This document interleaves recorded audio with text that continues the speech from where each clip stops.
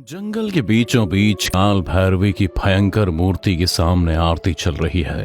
आरती की ऊंची ऊंची लपटों के साथ ढोल ताशे और मंजीरे की आवाज तेज होती जा रही है। गांव के सारे लोग इस आरती में मौजूद हैं। सबकी नजरें काल भैरवी की भयंकर मूर्ति पर टिकी हुई हैं और सबके हाथ आस्था और भक्ति में जुड़े हुए हैं कि अचानक ही आरती की लपटें और तेज हो गईं। काल भैरवी की मूर्ति की आंखें भी लाल हो गईं। काल भैरवी की आंखें देख पंडित डर के मारे कांपने लगा और अगले ही पल तेज आवाज के साथ पंडित के हाथ से थाली जमीन पर आ गिरी। कहर इसे कोरा ना चाबो, इसे कोरा ना चाबो। कालीबाड़ी गान में हर 3 साल पर काल भैरवी की आरती होती है। माना जाता है कि अगर ये आरती ना हो तो गांव में भयंकर प्राकृतिक आपदाएं आती हैं। नियम के अनुसार गांव के हर एक शख्स को पूरी आरती में शामिल होना होता है और जब पूरी आरती नहीं करता फिर उसकी जिंदगी की सांस भी पूरी नहीं होती। सब लोग आरती में शामिल होकर अपनी श्रद्धा व्यक्त कर रहे थे। तभी एक लड़के का फोन बजा। क्या आज ही? ठीक है। इतना कहकर लड़के ने फोन काट दिया और अजीब सी मुस्कुराहट अपने चेहरे पर सजाए भीड़ से निकल अपने घर की ओर चल पड़ा। इधर लड़के के जाते ही काल भैरवी की आंखें पूरी तरह से लाल हो गईं और अगले ही पल आरती की आंख की लपटें तेज हो गईं, जिसे पंडित संभाल नहीं पाया और आरती की थाली जमीन पर गिरे। उसने चीखते हुए सबसे कहा, विनाश महाविनाश, अब इस गांव को नहीं बचा सकता कोई। काल भैरव ने हमारी आरती स्वीकार नहीं की। किसी पापी ने आरती में विघ्न डाला है। कौन है वो जिसे पूरे गांव की जिंदगी दांव पर लगा दी? कौन है जो काल का घास बनने को आतुर है? पंडित की बात सुन सभी गांव वाले डर कर एक दूसरे को देखने लगे थे कि अचानक ही सबकी सांसें एक पल को रुक गईं, क्योंकि काल भैरवी की आंखों से आग निकलने लगी थी, जिसे देख अगले ही पल सभी गांव वाले भागने लगे। भागो, काल भैरव अपने रोदार रूप में आ गई है। भागो, जल्दी भागो।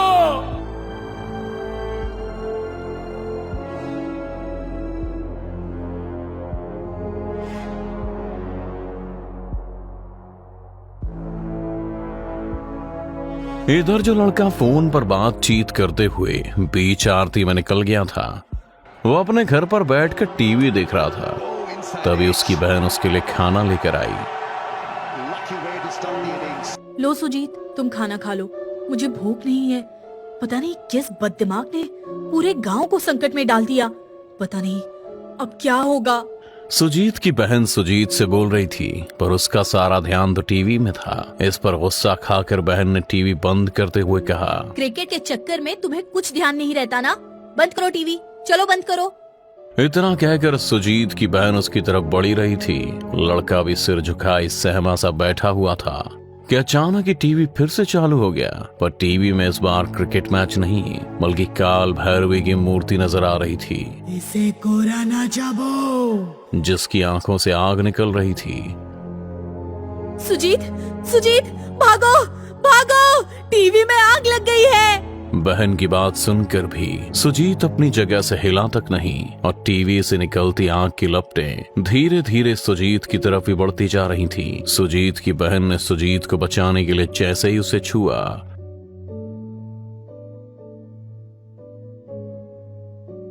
पर उसकी बहन अभी भी सुजीत का नाम ही पुकार रही थी। सुजीत, सुजीत, क्या हुआ तुम्हें? इसे कोरा ना चाबो। हो ना हो इसी ने आरती नहीं पूरी की और मैच देखने वापस आ गया। काल भैरवी इसे नहीं छोड़ेगी। क्या करूं, क्या करूं? मुझे हवन का भभूत लाकर इसे लगाना चाहिए। इतना कहकर बहन ने सुजीत को वो भभूत लगा दी, जिसके लगते ही सुजीत एकदम से बेहोश हो गया था। कुछ होश आया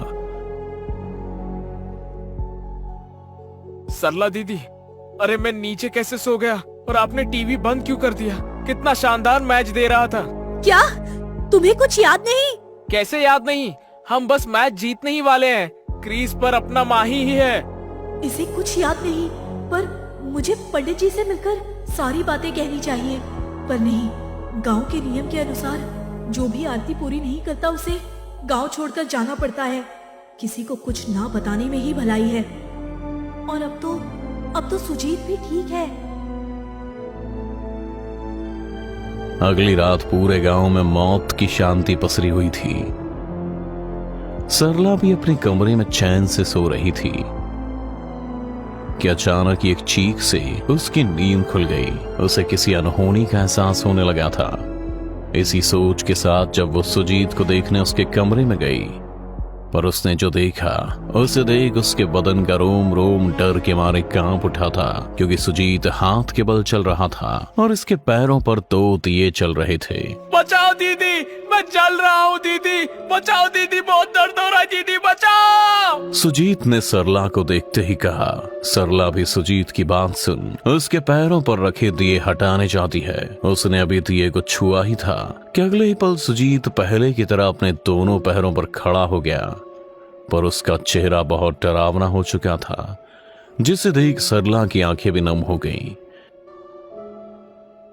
सुजीत सरला से कुछ बोल नहीं जा रहा था कि जैसे ही उसने अपना मुंह खोला, इसे कोरा ना चाबो, इसे कोरा ना चाबो। ये कहते हुए सुजीत का आधा हिस्सा एक औरत का हो गया था, जिसके हाथ लगातार बड़े होते जा रहे थे। सरला भी उन हाथों से बचते हुए इधर उधर भाग रही थी, पर उसकी ये कोशिश नाकामयाब रही। बचाओ मुझे बचाओ कोई। इसे कोरा ना चाबो, इसे कोरा ना चाबो। सरला की चीख सुन पंडित उसके घर आ गया था। अरे ये तो काल भैरव की आवाज है। इसे कोरोना चाबो, मतलब इसे कोई नहीं बचा सकता। ए भगवान, अब इसके बाद पूरा गांव संकट में होगा। मुझे कुछ करना ही होगा।